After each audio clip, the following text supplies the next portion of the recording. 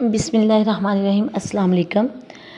तमाम मेरे देखने वाले सुनने वाले प्लीज़ सारे जमा हो जाएं। आज का नया लेक्चर जो कि हमारा हेयर स्टाइल से रेलिवेंट है, इसमें मैं आपको बताऊंगी कि हमें हेयर स्टाइल जो है जब हम करते हैं तो उसके लिए हमें कौन कौन सी चीज़ों की ज़रूरत पड़ती है। तो सबसे पहले तो मैं आपको ये बता दूं कि हेयर स्टाइलिंग हम क्यों करते हैं और लोग क्यों लाइक करते हैं। बिल्कुल, ख़वातीन के जो घने लंबे और स्याह बाल होते हैं वो हमेशा से खूबसूरती की अलामत समझे जाते हैं। हर औरत की ख्वाहिश होती है कि वो बाल दूसरी ख़वातीन के मुकाबले में बेहतर नज़र आएँ, कि उसके जो बाल हैं वो दूसरों से ज़्यादा अच्छे नज़र आएँ। और वो फिर अब दूसरों को दिखाने के लिए, दूसरों की नज़र में उन बालों को अच्छा दिखाने के लिए वो क्या करती हैं, हेयर स्टाइलिंग करती हैं, जिसके लिए वो डिफरेंट किस्म के हेयर स्टाइल्स को जो अडॉप्ट करती हैं। उसके लिए अब ये होता है कि हर हेयर स्टाइल जो होता है वो हर एक ख़ातून के ऊपर, किसी भी एक लेडी के ऊपर अच्छा नहीं लगता। लाइक अगर आप बैककमिंग कर रही हैं, स्ट्रेट बैककमिंग कर रही हैं, ईयर टू ईयर वाली, या ब्राइडल बैककमिंग कर रही हैं, तो आम जब आप किसी भी मतलब जाते हैं फंक्शन वगैरह में तो उसमें तो वो अच्छी नहीं लगेगी ना स्टूडेंट्स। वो तो अच्छी तब लगेगी जब आप वो किसी ब्राइड को ही करेंगे। इसी तरह क्या होता है कि जो एक हेयर स्टाइल एक ख़ातून को अच्छा लग रहा होता है वो ज़रूरी नहीं होता कि दूसरी जो लेडी है उसको भी अच्छा लगे। तो फिर जो हर हेयर स्टाइल एक ख़ातून के चेहरे के मुताबिक ही बनाया जाता है, क्योंकि हर एक चेहरा दूसरे से मुख्तलिफ होता है। और जब वो हेयर स्टाइल उसके चेहरे के मुताबिक बना दिया जाता है तो फिर वो उसकी खूबसूरती को चार चाँद लगा देता है।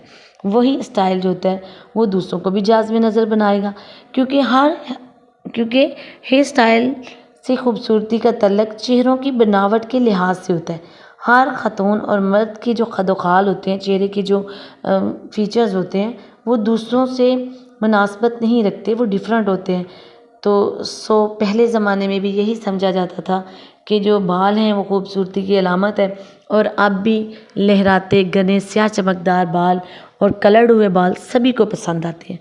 तो मैं आज आपको बताऊंगी कि बालों को खूबसूरत स्टाइल देने के लिए किन कॉस्मेटिक्स की हमें ज़रूरत पड़ती है।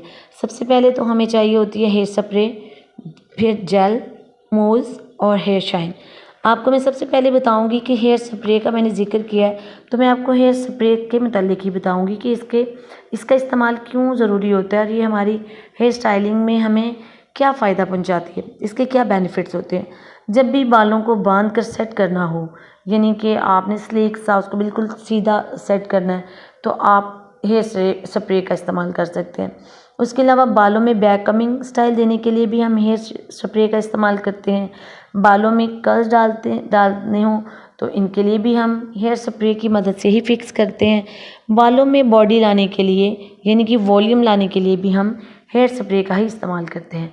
इससे बाल घने और खूबसूरत दिखाई देते हैं। लेकिन इसके लिए मैं एक और बात बताती चलूँ कि जब आपने हेयर स्प्रे इस्तेमाल करना है तो उसके लिए हमें क्या एहतियाती तदाबीर, क्या प्रिकॉशंस क्या होंगे।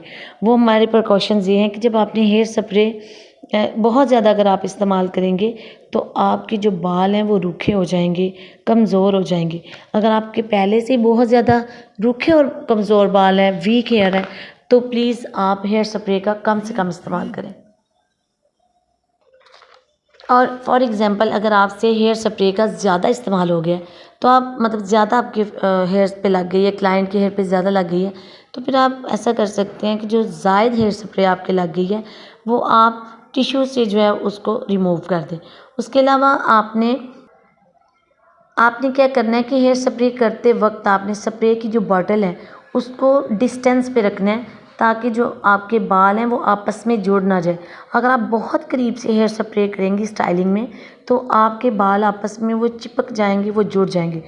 और बहुत करीब से जब बालों में हेयर स्प्रे करते हैं तो बाल भी कमज़ोर हो जाते हैं। हमने इन चीज़ों की बहुत एहतियात करनी है। इसके बाद मैंने आपको बताया है कि जेल, हेयर स्प्रे, जेल, मूज़ और हेयर शाइन। अब जेल का हम इस्तेमाल कहाँ पे करते हैं ये भी आपको पता होना चाहिए। तो जी स्टूडेंट, जेल का इस्तेमाल इसलिए किया जाता है ताकि आप अपने बालों को अच्छी तरह से सेट कर लें। जेल का इस्तेमाल बालों के स्टाइल की जो मजबूती है उसमें चमक पैदा करता है और मौसर होता है। यानी कि वो जो जेल होती है उससे आपके बालों में शाइन आती है। और अगर आपके बाल घुंघराले हों तो उन पर जेल का इस्तेमाल करके हेयर स्टाइल बड़ी आसानी से बनाया जा सकता है। यानी कि आप जब उसको जेल लगाएंगे और फिर टेल कॉम की मदद से आप उसको बिल्कुल स्ट्रेट करके बड़ा अच्छा सा उसका स्टाइल जो है वो बना सकते हैं।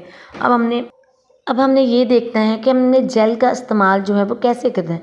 आप जेल उस वक्त इस्तेमाल करें जब आप बालों को बांधना चाहती हैं, यानी कि आप कोई पोनी टेल करना चाहती हैं, हाई पोनी टेल करना चाहती हैं, या पीछे जूड़ा करना चाहती हैं, स्विस रोल बनाना चाहती हैं, कुछ भी जिसमें आपने बालों को थोड़ा कैच रखना होता है, क्योंकि जो जेल होती है वो बालों को सेट करने में बहुत अच्छा रहता है। इसलिए बालों को कर्ल करने में भी इसका जो इस्तेमाल है वो मतलब बहुत बेहतर है, मतलब मौसर काम करेगा, बड़ा अच्छा इसका इस्तेमाल है। उसके अलावा अगर आप बालों को बिल्कुल सीधा रखना हो तो इसके लिए जेल को हाथों पर लगाकर आप बालों की जड़ों को छोड़ के बालों की लंबाई पे लगाना है, लेंथ पे लगाना है आपने, उसके रूट्स में नहीं लगाना। आपने कोई भी कॉस्मेटिक्स रूट्स में नहीं लगानी, ना तो स्प्रे को रूट्स में लेके जाना है, ना आपने मूस को, और ना ही आपने जेल को। उसके बाद आपने क्या करना है, बालों को किसी भी स्टाइल में बांधने के लिए जेल का इस्तेमाल आपके लिए मौसर साबित हो सकता है, बहुत अच्छा। जेल से आपके बालों की स्टाइलिंग बहुत अच्छी जो है ना वो सेट बैठेगी आपके लिए। जी, तो बिल्कुल अब आगे आपने करना है मूज़ हेयर शाइन को किस तरह से हम यूज़ कर सकते हैं। मूज़ जो होती है वो दरअसल एक फेंटी हुई क्रीम होती है, बिल्कुल जाग की तरह होता है और वो हल्का-फुल्का सा होता है, यानी कि नुमा होता है। ये उन बालों पे हम यूज़ कर सकते हैं जो रफ़, खुरदरे और केमिकल ज़्यादा बाल होते हैं। क्योंकि मूज़ जो होता है वो ऐसे बालों में बहुत ज़्यादा अच्छा वर्क करता है। इस तरह से बाल जो होते हैं वो नरम हो जाते हैं और साथ-साथ इनका वॉल्यूम भी लगता है, जैसे घने-घने से बाल लगने शुरू हो जाते हैं। तो फिर आपने इसके अलावा क्या करना है, हेयर शाइन ऑयल की तरह का होता है वो, लेकिन वो थोड़ा गाढ़ा होता है, मगर चिकना नहीं होता। आप इसमें इसको सीरम भी कह सकते हैं, सीरम भी इसमें आप यूज़ कर सकते हैं, और ये बालों में एक्स्ट्रा शाइन पैदा कर देता है और बहुत ज़्यादा अट्रैक्शन हो जाती है आपके बालों में, दिलकशी सी नज़र आने लग जाती है। यानी कुछ लोगों के बाल होते हैं जो बहुत रफ़ खुरदरे होते हैं और उलझाव का शिकार होता है, लेकिन जो है शाइन और मूज़ होता है ये आपके बालों के उलझाव को ख़त्म कर देता है। रूखे बालों में जब भी कभी आप ब्लो ड्राई या कर्ल्स डालने हों तो आपको चाहिए कि आप अपने कस्टमर को मूज़ और हेयर शाइन का ही इस्तेमाल करें, क्योंकि यही आपके रूखे और खुरदरे बालों के लिए, आपके क्लाइंट के रूखे खुरदरे बालों के लिए बेस्ट ऑप्शन है। उसके अलावा जब भी आपने स्प्रे, जेल, मूज़ और हेयर शाइन इस्तेमाल करना है तो वो आपने ये मेक श्योर कर लेना है कि ये किसी अच्छी ब्रांड का है, कोई लोकल ब्रांड का आपने ये चीज़ें इस्तेमाल नहीं करनी। हमेशा आला क्वालिटी की आपने चीज़ें इस्तेमाल करनी है। अब एक और चीज़ मैं आपको साथ-साथ बताती चलूँ स्टूडेंट्स, कि जब आप हेयर स्टाइलिंग करेंगे, अब चूँकि ये मैंने आपको हेयर स्टाइल का लेक्चर दे रही हूँ, तो जब आप हेयर स्टाइलिंग करेंगी तो एक बात और भी आपने बहुत ध्यान में रखनी है, वो ये है कि जब भी हेयर स्टाइल बनाते हैं हमेशा चेहरे की और कद को मद्देनज़र रखते हैं, यानी कि हाइट का और फेस का, कि आपके क्लाइंट की फेस की क्या बनावट है और आपके क्लाइंट की हाइट कितनी है। अगर कोई शॉर्ट हाइटेड है, छोटी हाइट का है, तो आपने उसको थोड़ा ऊंचा हेयर स्टाइल बनाना है जिससे उसकी मतलब 1-2 इंच कद जो है ना उसका बड़ा लगे। और अगर उसका चेहरा लंबा है तो फिर भी आपने चेहरे की बनावट देखते हुए, अगर लॉन्ग फेस है तो फिर भी आपने बड़ा सा हेयर स्टाइल नहीं बना देना, हाइटेड हेयर स्टाइल नहीं बनाना, हेयर स्टाइल की हाइट ज़्यादा नहीं रखनी, बल्कि वो नॉर्मल सा हेयर स्टाइल बनाना है जिससे उसके फेस की लंबाई जो है वो ज़्यादा ना लगे। और आपने माथे के ऊपर बालों को डालना है ताकि फेस की लंबाई छोटी लग सके। इस तरह से क्या होगा कि आपकी क्लाइंट की खूबसूरती में इजाफा भी हो जाएगा और आपके क्लाइंट को पार्लर में आने का जो उसका मकसद है वो भी पूरा हो जाएगा। अब इसके साथ साथ मैं आपको, प्लीज़ आप कॉपी पेंसिल पकड़ लें और ये प्लीज़ नोट कर लें।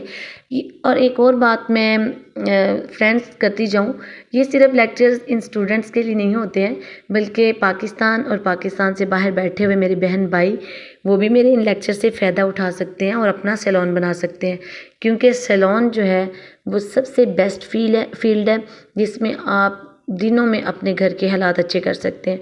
और जो ओवरसीज़ में मेरे बहन भाई मुझे देखते हैं उन सब का भी बहुत बहुत शुक्रिया, उन लोगों का मुझे देखने का, मेरे लेक्चर्स को सुनने का, मेरी वीडियोस को देखने का।